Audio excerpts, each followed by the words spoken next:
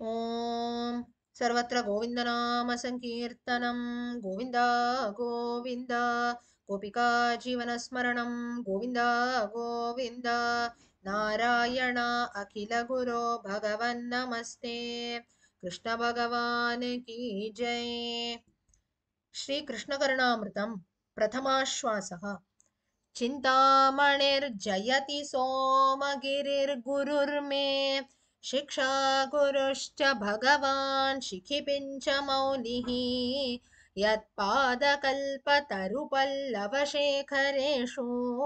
लक्ष्मी स्वयं वररसं लभते जयश्रीः। हस्ते स्वस्तरुणी कराग्रविगलत् कल्पप्रसूनाप्लुतं वस्तु प्रस्तुत वेणुनादलहरी निर्वाण निर्व्याकुलम् स्रस्तस्रस्तनिरुद्धनी विविलसत् गोपी सहस्रावृतम् हस्तन्यस्तनतापवर्गमखिलो तारं किशोराकृती चातुर्यैकनिधानसीमचपला पाङ्गच्छटामन्दरम् लावण्यामृतवीचिलालितदृशं लक्ष्मीकटाक्षादृतम् कालिन्दी पुलिनाङ्गणप्रणयिनं कामावताराङ्कुरं बालं नीलममीवयं मधुरिम स्वाराज्यमाराध्नुमः बर्होत्तं सविलासि कुन्तलभरं माधुर्यमग्नाननं प्रोन्मीलन्नवयौवनं प्रविलसत् वेणुप्रणादामृतम् आपीनस्तनकुड्मलाभिरभितो गोपीभिराराधितम् ज्योतिश्चेतसि नश्चकास्ति जगताम् एकाभिरामाद्भुतम् मधुरतरस्मिता मृतविमुग्धमुखाम्बुरुहं मदशिखी पिञ्चलाञ्चितमनो न्यकचप्रचयम् विषयविषामिषग्रसनगृन्नुषि चेतसि मे विपुलविलोचनं किमपि धाम चकास्ति चिरम् मुकुलायमान नयनाम्बुजं विभोर्मुरलीनिनाद मकरन्दनिर्भरम् मुकुरायमाण मृदुगण्डमण्डलं मुखपङ्कजं मनसि मे विजृम्भताम् कमनीय किशोरमुग्धमूर्तेः कलवेणुक्वणिताद्रताननेन्दोः मम वाचि विजृम्भता मुरारेर्मधुरिं नः कणिकापि कापि कापि मदशिखण्डिशिखण्डविभूषणं मदनमन्थरमुग्धमुखाम्बुजं व्रजवधो नयनाञ्जनरञ्जितं विजयतां मम वाङ्मयजीवितम्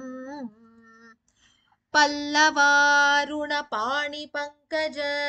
सङ्गिवेणुरवाकुलं फुल्लपाटलपाटली परिवादिपादसरोरुहम्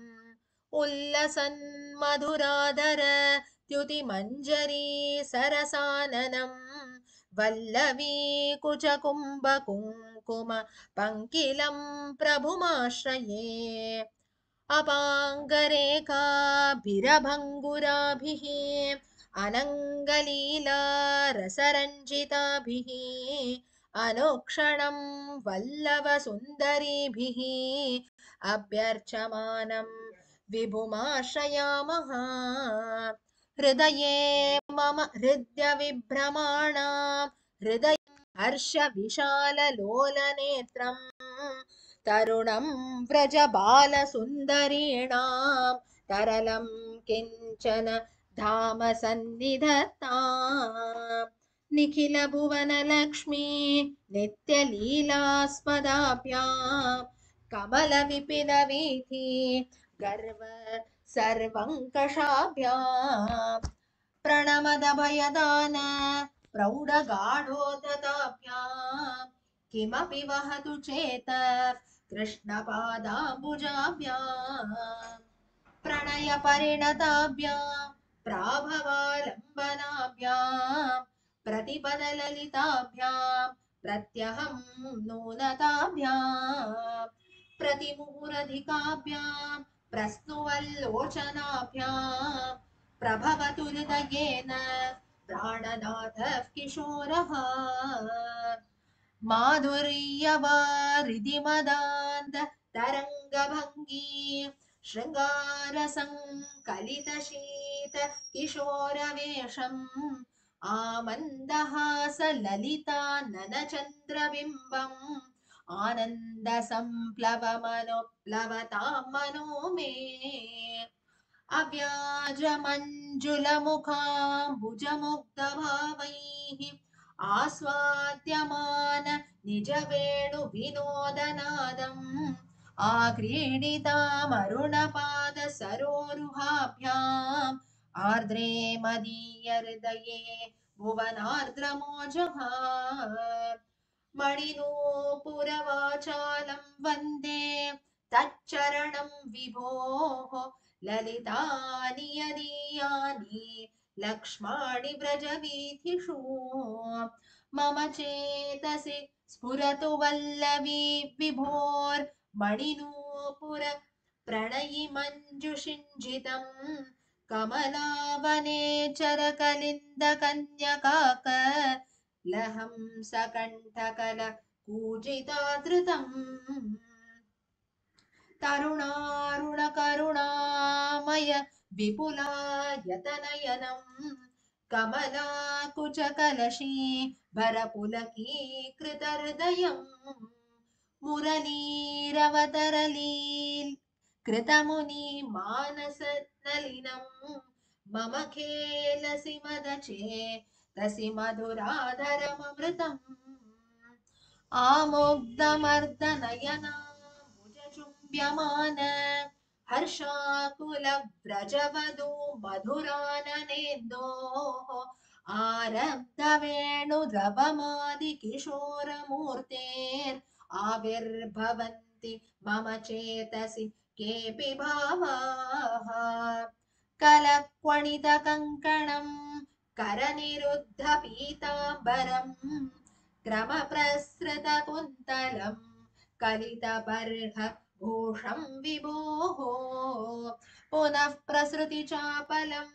प्रणयिनी भुजायन्त्रितम् मम स्फुरतु मानसे मदनकेलि शय्योत्थितम् स्तोक